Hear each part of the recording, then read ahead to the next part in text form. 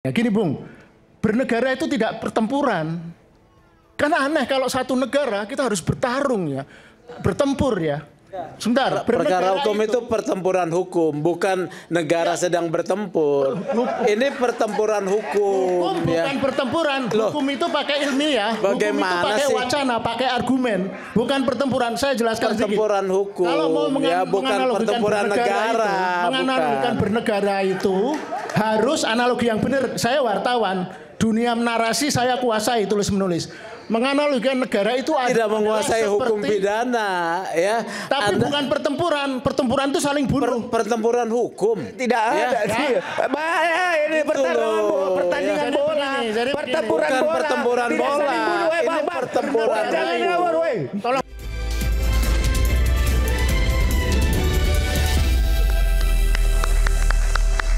Oke, nanti saya berikan kesempatan langsung pada Bung Andi Azwan, tapi sebelum ke Bung Andi, saya ke Bung Sangaji dulu. Silakan Bung Sangaji, Anda mau menjawab semua katanya. Iya, terima kasih Mas Aiman. Sebelum saya menjawab semua, pertama-tama saya mengucapkan terima kasih buat rakyat Indonesia yang mendukung,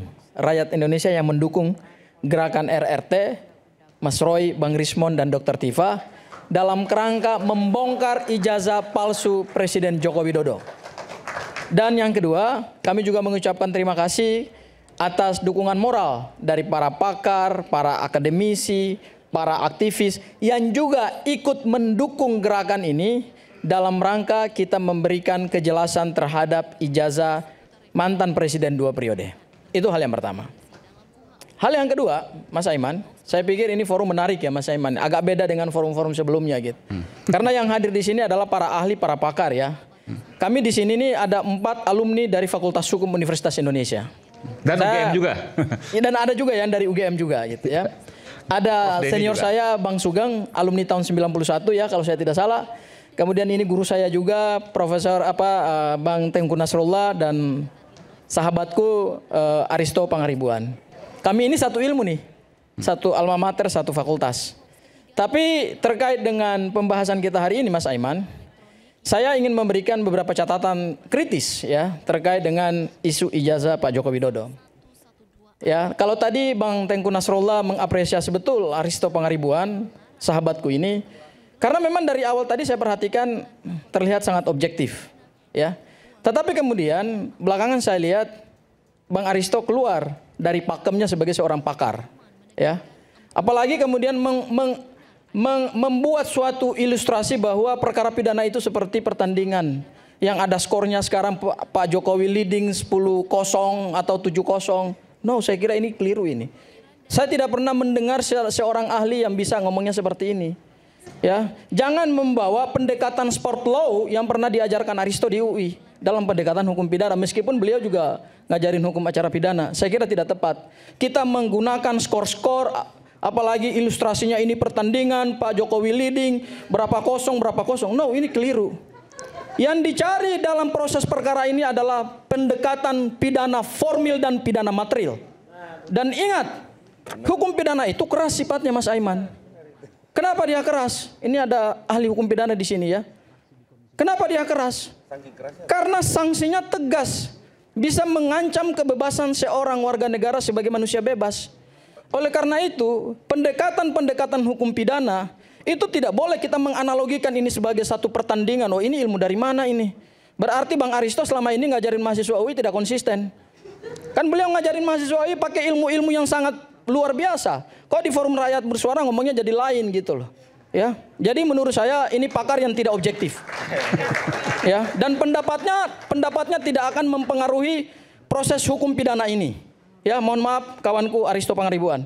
Saya menghargai orang tuamu Profesor Doktor ya Rosa Agustina, itu juga doktor dosen saya di Fakultas Hukum UI, dan bapaknya adalah Dr. Luhut Pangaribuan. Juga tapi saya lihat ilmu yang disampaikan tadi tidak menggambarkan beliau sebagai seorang akademisi dari Fakultas Hukum Universitas Indonesia yang saya banggakan. Ya. Itu catatan saya yang pertama terkait dengan pendapat ahli. Yang kedua, kita bicara kekuatan pembuktian. Pidana itu yang kita cari adalah kebenaran material. Dan untuk membuktikan suatu kebenaran material, maka kekuatan pembuktian itu menjadi kunci. Apalagi sekarang ini kita sudah punya KUHP yang baru, yang kemarin baru disahkan oleh DPR. Ya, mungkin belum ada yang update nih. KUHP yang baru itu begitu luar biasa, memberikan kesempatan kepada tersangka, kepada terdakwa untuk melakukan pembuktian secara berimbang kepada bukti-bukti yang dimiliki oleh penyidik maupun juga oleh penuntut umum. Kalau dulu kita hanya mengenal 5 alat bukti dalam pasal 184 KUHP. Tetapi sekarang dalam KUHP yang baru, alat bukti itu diperluas jadi 8 alat bukti. Luar biasa ini 8 alat bukti. Sehingga ketika kita bicara 8 alat bukti yang baru, maka ini akan menjadi momentum yang luar biasa untuk kemudian kita melakukan pembuktian secara berimbang. 8 alat bukti itu diatur dalam pasal 235 KUHP yang baru, yaitu yang pertama, keterangan saksi, keterangan ahli, kemudian surat, kemudian barang bukti, bukti elektronik, kemudian keterangan terdakwa, kemudian pengamatan hakim, dan segala sesuatu yang bisa digunakan untuk kepentingan pembuktian selama didapatkan secara tidak melawan hukum. Jadi dalam perkara pembuktian nanti, menurut saya kita tidak hanya akan bersandar pada keterangan UGM. Meskipun keterangan UGM tadi kata Aristo Pangaribuan itu adalah salah satu keterangan yang mungkin akan membuktikan ijazah Pak Jokowi asli. Tetapi menurut saya dengan adanya KUHP yang baru, Mas Aiman, KUHP yang baru ini yang justru memberikan keleluasaan kepada alat bukti, maka dengan pasal 235 ayat 1 KUHP itu justru kita akan mendapatkan, saya selaku kuasa hukum Mas Roy Suryo CS, kami akan mempunyai kesempatan untuk menghadirkan banyak sekali bukti-bukti. Misalnya yang terkait dengan bukti-bukti yang ada di Komisi Informasi Publik, kemudian juga nanti ada bukti-bukti yang meskipun tidak secara langsung bisa menjelaskan ijazah Pak Joko Widodo, tetapi itu juga bisa menjadi bukti bagi kami dalam kerangka kita mencari kebenaran material. Itu hal yang kedua dari sisi alat bukti. Kemudian yang ketiga, dari sisi kriminalisasi tadi seperti disampaikan oleh Pak Sugeng senior. Anda setuju? Ya, saya tidak setuju dengan saya setuju bahwa ini adalah upaya kriminalisasi seperti yang disampaikan oleh Prof. Kriminalisasi, alasannya? Ya, kenapa? Salah satu kriminalisasi itu kan maknanya luas ya, Mas Aiman ya. Salah satu bentuk kriminalisasi yang dilakukan dalam perkara ini adalah diseludupkannya pasal-pasal yang tidak punya korelasi dengan suatu peristiwa hukum yang dikonstruksikan sebagai peristiwa hukum pidana. Contoh apa? Begini. Pokok perkara ini kan adalah terkait dengan pencemaran nama baik dan fitnah yang dilaporkan oleh Pak Joko Widodo. Kemudian di dalam perkembangan penyidikan masuklah pasal-pasal yang sangat tidak relevan dan tidak menyentuh pokok persoalan ijazah Pak Joko Widodo. Yaitu apa? Pasal 32 dan 35 Undang-Undang ITE. Nanti saya jelaskan fakta yang ada di BAP. Ya, singkat saja bagian itu. Kemudian juga ada pasal-pasal penghasutan. Berdasarkan keterangan yang disampaikan Mas Roy pada saat dia diperiksa sebagai tersangka, karena saya yang mendampingi dari pagi sampai malam, Mas Aiman, ya, tidak ada satupun penjelasan beliau yang mengatakan bahwa Mas Roy, Bang Rismon, terutama Mas Roy, itu mengedit, merusak, ya, mentransmisikan dokumen elektronik yang ancaman pidananya 8 tahun dan 12 tahun penjara. Sehingga pada ujung pemeriksaan sebagai tersangka, itu kemudian yang kami lihat adalah ada suatu perubahan yang sangat signifikan di Polda Metro Jaya. Ini saya ngomong fakta nih. Jadi Polda Metro Jaya. kan ditersangkakan salah satunya dengan pasal pengeditan dan lain sebagainya itu. Iya. Tapi pada saat pemeriksaan dengan pasal pengeditan itu, tetapi pada saat dilakukan uji terhadap alat bukti secara konfrontatif, ya, baik terhadap keterangan saksi, kemudian keterangan ahli, kemudian surat, termasuk juga keterangan tersangka, maka menurut kami penyidik tidak mendapatkan keyakinan terhadap pasal 32 dan pasal 35, sehingga di ujung pemeriksaan Mas Roy sebagai tersangka, ini yang luar biasa Mas Aiman, tidak dilakukan penahanan. Tidak dilakukan penahanan itu bukan karena pertimbangan subjektif penyidik yang diatur dalam pasal 21 ayat 1 KUHP, tetapi lebih kepada pertimbangan objektif yang diatur dalam pasal 21 ayat 4 KUHP, yaitu penyidik tidak mendapatkan satu keyakinan terhadap perbuatan material, sehingga penyidik tidak mengambil risiko untuk kemudian melakukan penahanan terhadap para tersangka. Tapi kan Dirkrim sudah menyatakan bahwa karena mengajukan ahli yang meringankan, sehingga tidak lakukan penahanan. Ya, menurut saya begini. Kalau itu dikatakan sebagai dasar untuk kemudian membenarkan tidak dilakukan penahanan, ya itu it's okay, itu malah bagus juga gitu. Sehingga dengan adanya keterangan ahli itu, maka sebenarnya tidak terpenuhi unsur-unsur pasal 32 dan 35 secara meyakinkan bagi penyidik. Anda menilai bahwa tidak dilakukan penahanan karena penyidik tidak yakin? Tidak yakin dengan pasal 32 dan Artinya pasal 35. Anda juga tidak yakin bahwa ini akan maju ke pengadilan dong? Bukan, tidak yakin terkait dengan unsur delik yang ada di dalam pasal 32, 35. Karena kan selama ini kami juga menduga bahwa penyidik akan menggunakan pasal 32 dan 35 sebagai dasar penahanan. Karena ancaman pidananya 8 tahun dan 12 tahun penjara. Logika sederhana kan begini, ketika penyidik tidak yakin dengan kasusnya, maka tidak lakukan penahanan saat itu. Ya. Tapi ketika juga penyidik tidak yakin dengan kasusnya, maka juga tidak akan naik ke penuntutan dan seterusnya. Ketidakyakinan penyidik itu bisa menjadi kemudian dasar tidak dilakukan penahanan meskipun sudah dilakukan penetapan tersangka. Karena gini, yang dilakukan oleh penyidik itu kan terus mencari bukti. Ya, tidak ada masalah kalaupun penyidik tidak yakin dengan pasal 32 dan 35 karena pasal 32 dan 35 itu sudah menjadi bagian dari pasal-pasal penetapan tersangka. Itu toh kalaupun dia lakukan penuntutan kan akan diuji juga, Mas Aiman. Ya. Dan pasal itu kemungkinan akan hilang lah. Ya, gitu. itu hal yang kedua. Hal yang ketiga gini, Mas Aiman. Ya, ini perlu saya klarifikasi juga ya. Status tersangka Mas Roy itu masih dalam konteks persangkaan pasal. Tidak ada kaitannya dengan apa yang dilakukan selama ini, berarti kemudian kita melakukan trial by the press. Seolah-olah kita mengkonstruksikan peristiwa hukum ini, Mas Roy, Bang Rismond, dan Dr. Tifa itu telah melakukan tindak pidana. Itu keliru, Mas. Kenapa? Karena kita punya asas yang sangat fundamental di dalam hukum pidana. Asas presumption of innocence. Kenapa? Asas presumption of innocence ini, ingat loh, bukan hanya diadopsi di dalam tatanan hukum pidana nasional kita, tetapi juga ini sudah menjadi bagian daripada sistem hukum pidana internasional. Setidak-tidaknya dalam tatanan hukum pidana internasional, dia diadopsi di dalam 2 kaidah hukum internasional. Yang pertama adalah Declaration of Human Rights, dan yang kedua adalah ICCPR yang sudah kita ratifikasi dengan Undang-Undang Nomor 12 Tahun 2005. Apa itu ICCPR? International Covenant on Civil and Political Rights, diatur dalam pasal 14 ayat 2 bahwa terhadap seseorang yang sedang dipersangkakan, maka tidak boleh kemudian kita hakimi dan kita anggap bahwa dia adalah pelaku tindak pidana. Itu dari sisi tatanan sistem hukum pidana internasional. Di dalam sistem tatanan hukum pidana nasional, setidak-tidaknya kita punya 3 undang-undang yang sangat memberikan tempat kepada presumption of innocence atau mengadopsi presumption of innocence. Yang pertama, Undang-Undang HAM 392 Undang-Undang Nomor 39 Tahun 1999 di pasal 18. Karena ini bagian dari perlindungan HAM. Ya, tidak boleh orang belum diadili dengan suatu putusan pengadilan yang berkekuatan hukum tetap, tidak boleh kemudian dibully seolah-olah dia bersalah, seolah-olah ini adalah pelaku tindak pidana. Itu pelanggaran HAM serius. Ya. Yang kedua, di dalam Undang-Undang Kekuasaan Kehakiman, ya, kenapa presumption of innocence ini juga diadopsi dalam Undang-Undang Kekuasaan Kehakiman?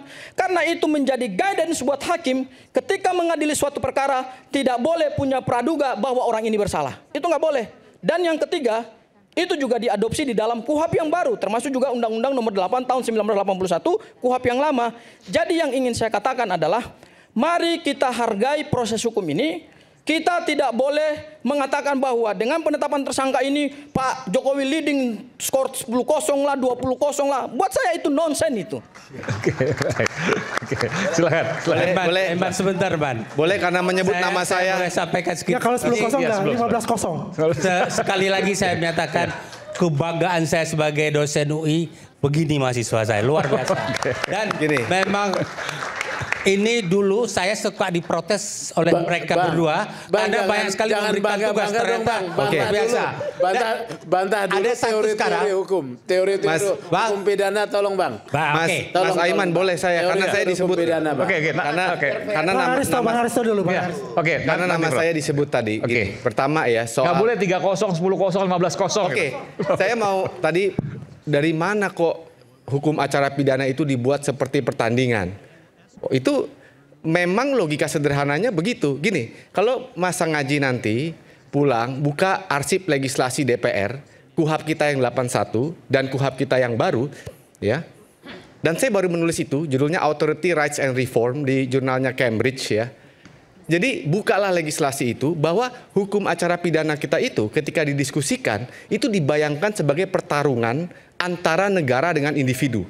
Pada waktu itu pertarungannya negara ideologinya apakah kita mau memakai liberalisme atau demokrasi Pancasila yang otoritarianisme. Nah itu refleksinya kepada hak-hak tersangka dan bagaimana kekuasaan negara itu dimanjakan. Jadi sederhananya, negara tidak boleh diribetin kalau mau nangkep orang, mau nahan orang. Jadinya lah KUHP kita sekarang. Itu yang pertama. Kalau KUHP kita yang baru ini, itu tidak banyak perubahannya. Pak Nasrullah nanti bisa menjelaskan. Beliau tim KUHP yang dulu ya, yang tahun 2004 mulai sampai 2013. Itu yang pertama, lihat dulu.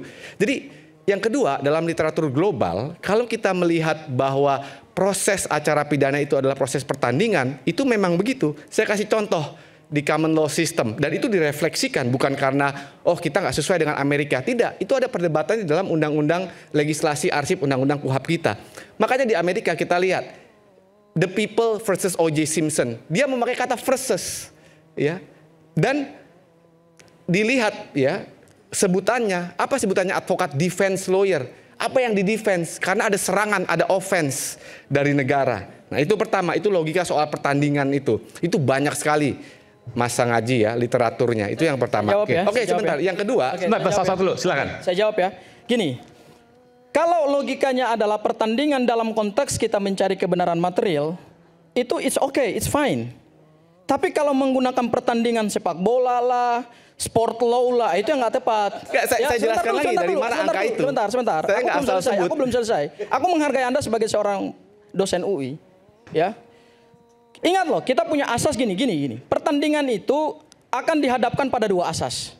Saya setuju pertandingan dalam konteks kita mencari kebenaran material. Karena pidana itu harus terang benderang. Tidak boleh ada keraguan di dalamnya.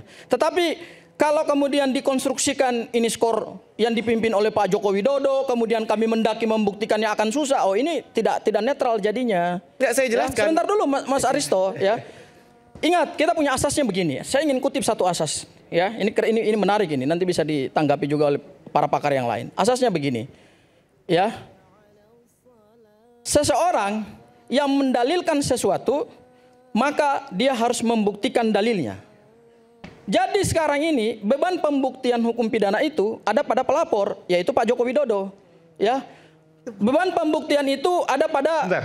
Jadi kasus ijazah palsu ini yang harus membuktikan Pak Jokowi. Loh iya dong, kan siapa yang membuktikan dia harus gini. Gimana? Siapa yang membuktikan? Sebentar. Ampun. Gini asasnya nih, Mas Aiman ya. Sebentar dulu. Ini mesti belajar. Ini bukan orang hukum, jadi nggak paham ilmu hukum ini. Ya. Biar selesai dulu Mas Aristo. Beliau yang bertanggung. I incumbit probatio qui nicit non qui negat. Artinya di dalam hukum pembuktian, ini kita bicara hukum pembuktian, Bro. Ya. Di dalam hukum pembuktian itu beban pembuktian ada pada orang yang memtersangkakan orang, bukan kepada seorang tersangka. Itu beban pembuktiannya di situ. Ya. Jadi ketika seseorang mendalilkan bahwa nama baiknya dicemarkan, kehormatannya diserang, maka dia harus bisa membuktikan itu kepada proses penegakan hukum. Misalnya gini, kita bicara real, misalnya gini. Pak Jokowi merasa bahwa dia dicemarkan, sebenarnya, gitu. Dia dihasut. Dalam konteks hukum pembuktian. Ya sebentar, Pak Jokowi merasa bahwa dia dicemarkan, dihasut, dikatakan ijazahnya palsu padahal asli. Katakanlah seperti itu. Lalu Pak Jokowi harus membuktikan apa? Ya artinya, gini, di dalam penegakan hukum ini, kita akan melihat sejauh mana bukti-bukti yang dimiliki oleh Pak Joko Widodo itu kemudian akan terbukti secara meyakinkan di dalam proses persidangan. Gini, pembuktian itu kan dia berimbang, Mas Aiman. Dan harus diingat, bukti-bukti yang saat ini ada di Polda Metro Jaya, itu kan baru bukti-bukti sepihak. Buktinya dari Pak Jokowi, buktinya dari UGM, buktinya dari saksi-saksi yang dihadirkan oleh Pak Jokowi. Sistem pembuktian hukum pidana kita itu mengenal adanya pembuktian yang berimbang. Maka itu kami akan menghadirkan saksi ahli maupun saksi meringankan. Pertanyaan saya belum dijawab. Jadi kalau seandainya Pak Jokowi merasa bahwa dihasut, dicemarkan nama baiknya, dikatakan palsu, bagaimana Pak Jokowi harus membuktikan itu? Ya artinya ijazah Pak Jokowi itu harus dibuktikan terlebih dahulu. Konteksnya itu. Asli kita atau tidak bisa mengatakan bahwa Mas Roy, Bang Rismon, dan kemudian Dr. Tifa melakukan pencemaran nama baik kalau Pak Joko Widodo tidak mampu membuktikan ijazahnya apakah asli atau palsu. Di situ konteksnya. Tadi sudah dijelaskan oleh Aristo dengan baik ya, bahwa dalam konsep hukum pidana, hukum acara itu memang satu pertempuran atau satu pertandingan ya. Kemudian korban ini, ya korban kalau dalam posisi korban diwakili oleh negara ya. Dalam hal ini adalah prosekutor di persidangan ya. Prosekutor di persidangan. Kenapa? Karena dalam hukum pidana ini yang ditegakkan adalah satu perlindungan kepentingan umum selain kepentingan personal. Ya, nanti saya bilang bahwa Pak Jokowi tidak punya kewajiban, nanti dibilang PSI lagi nih ya. Ini tentang bicara konsep hukum ya. Kecuali kalau Pak Jokowi Bukan mengajukan PSI. gugatan Anggota DPRD dari Kota Bogor ya. dari PSI. Jadi kalau Pak Jokowi mengajukan gugatan perdata, dia punya kewajiban. Tapi di dalam ruang hukum publik yaitu pidana, korban diwakili oleh institusi negara ya.